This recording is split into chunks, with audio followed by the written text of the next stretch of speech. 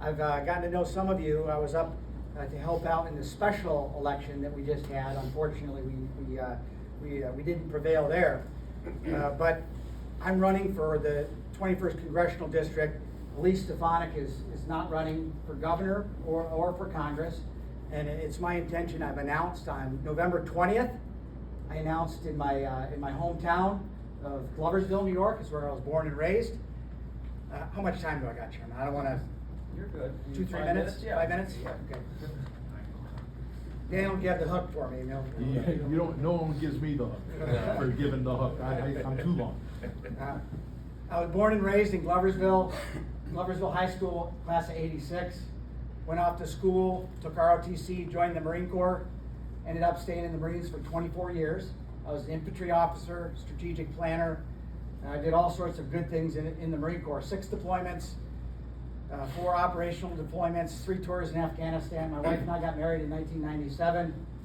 Started having kids. They got kind of spaced out from the deployments, but 4 children. We did 4 deployments during the time that before I retired in 2015. 3 tours in Afghanistan after September 11th. We did the invasion. We were the first Marines to go into Afghanistan after September 11th. It was a wild, interesting time of our lives. I went back again as a combat advisor with the Afghan National Army in 2006, 2007.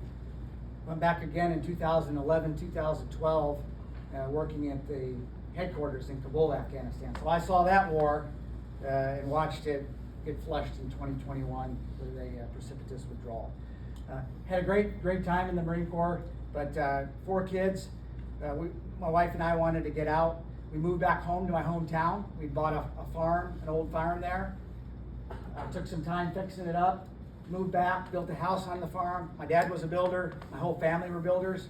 Masonry construction, block, brick, stone, concrete. I had a 10-year career doing that before I even joined the Marine Corps. Built our house on our farm, and I started working for New York State in the Hudson River Black River Regulating District. It's a environmental public benefit corporation, does flood control. They had some troubles. They were looking for somebody to come in and straighten things out. Did that for a couple years, and then I ran for state assembly, 118th Assembly District. Fulton, Hamilton, Montgomery, Herkimer, Oneida, and part now of Otsego counties. Big assembly district, served with Senator Steck when we were together in the assembly. Served on a bunch of committees there. I've got a lot of good legislative experience. The Ways and Means Committee, $254 billion of money. I know right where it goes. Environmental Conservation Committee, all the things that affected the Adirondacks and the areas that we live. I've been on the Labor Committee, Social Services, currently serve on Ethics and Guidance. I'm the ranking member of the Higher Education Committee, very much a passion of mine. I'm the first person in my family to graduate from college.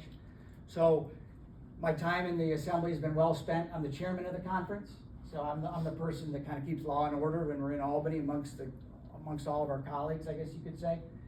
I've been the co-chair of the New York State Sports Caucus, all the issues around having to do with the environment and the outdoors.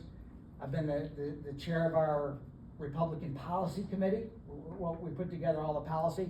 And most importantly, for a county like Franklin County, I'm the author of the Assembly Republican Rural Initiative. It's a way to make things better for all of our rural communities.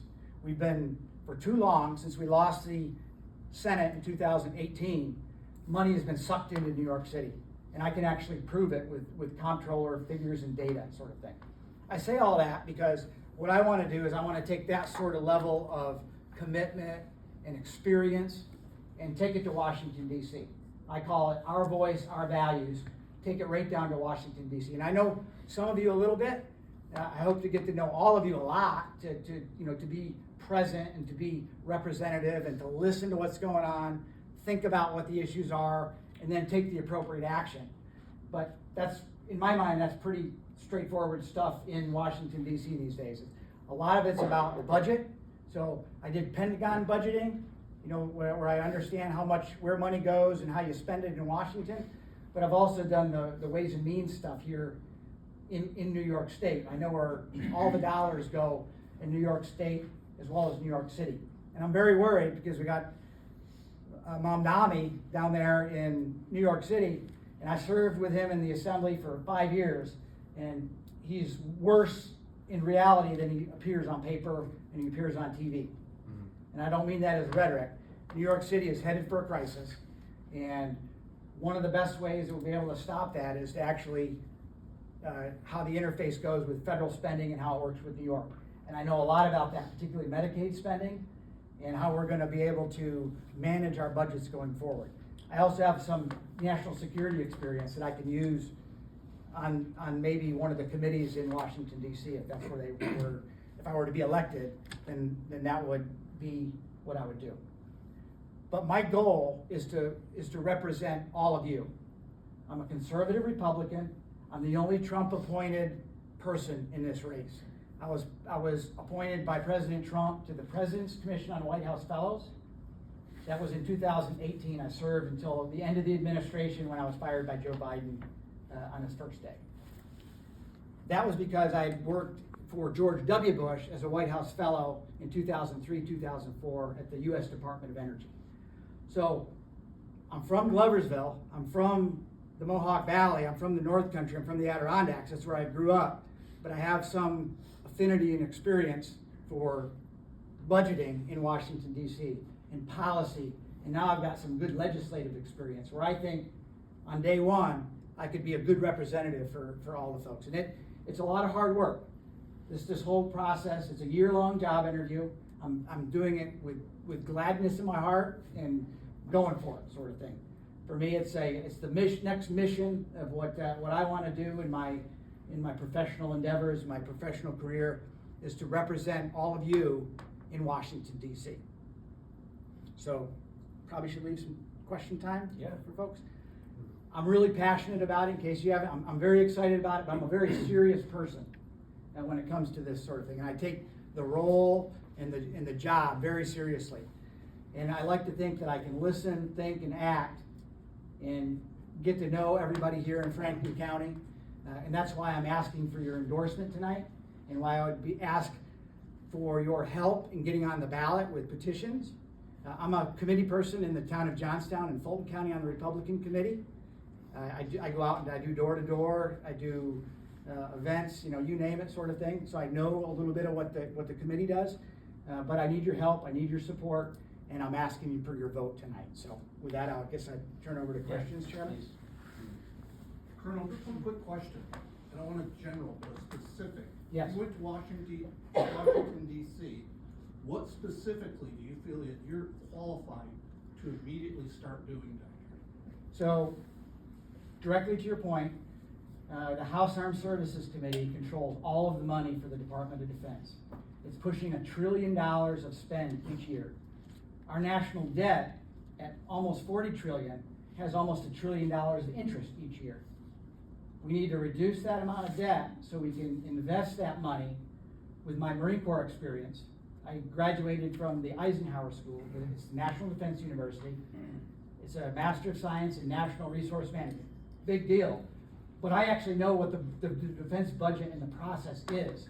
So for the Republicans in Congress, I could go there on day one and I could contribute to that specific committee with impact.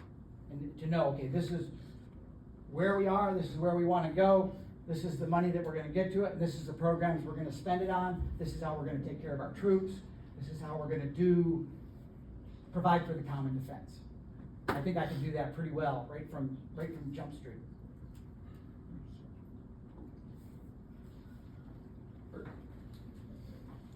Smullen, I have a question for you. During the last election, we had we heard this repeatedly from people who said they don't want to listen to candidates spending their time bashing the opponent. What they want to know is, how are you going to make our lives better? What specific things do you plan to do? So my question to you is, during your campaign, how do you effectively plan to do that? So I'm a very optimistic person in my life. You all don't know this, but my wife and I lost our son in March of 2024. He was hit by a car. And it gives you a gut check. What is your purpose? What is your life about? What should you do? How do you consider things? And we chose to make lemonade when life gave us lemons. And I'm not gonna let a political campaign get in the way of being the optimistic person who wants to represent everybody in the 21st Congressional District. I'm a conservative Republican. I believe in conservative Republican values. Fiscal responsibility, social responsibility, all those things. But you're not gonna find me out there running a negative campaign. I will defend myself. If someone calls me a bad word, I'm not gonna let that stand. But ultimately, my job is to represent all of the people, including those who don't end up voting for me. And I can accept that. And I think that's why when I first ran in 2018, then I ran in 2020, 2022, 2024, I ran unopposed, and they didn't even put anybody up against me because they knew it would be futile. Because I work hard for everybody, because that's the nature of politics. It's what I learned in the Marine Corps. Thank you. Anybody else? I have one. Can you talk about your plan to campaign against your Democratic opponent who's essentially been campaigning for a year now? Correct. And how do you plan on making up ground? So I have a 15 county strategy, and that strategy means that you look at each county individually. So Franklin County doesn't have a lot to do on a day-to-day basis with Fulton County, say, for instance. But the people can be remarkably similar. The issues can be very similar. So I take what I learned in the state assembly about what's important and what are the issues. We're going to talk about affordability as soon as we get back to Albany tomorrow. That's going to be the #1 issue that we're going to talk about. A Republican version of affordability is different than a Democrat version of affordability. But in order to get elected, I think I directly represent 70% of the voters in the 21st Congressional District. In the 15 county strategy, we know exactly who those voters are. I spent a lot of time when I was in Afghanistan, my last tour, when I was at the headquarters. How do you convince people in all the 30 provinces of Afghanistan to support the central government? That was one of the questions I tried to. So how do you get 15 counties together to be able into one cohesive whole? And the answer is very, very carefully, but with energy, with alacrity, cheerful enthusiasm. That's what I'm all about, sort of thing. And that's what you'll find about me. I'll be here to find out what's important. I think we're going to come up here to visit specifically a correctional facility, for sure. And then anything else that would be most important to be able to get to know folks and to be able to represent effectively. Thank you. Anybody else? Anything in closing? Thank you very much. I would humbly appreciate your endorsement tonight. And please, if you would consider voting for me, that would be awesome. And yes, thank you very much. Thank you. Thank you, Chairman.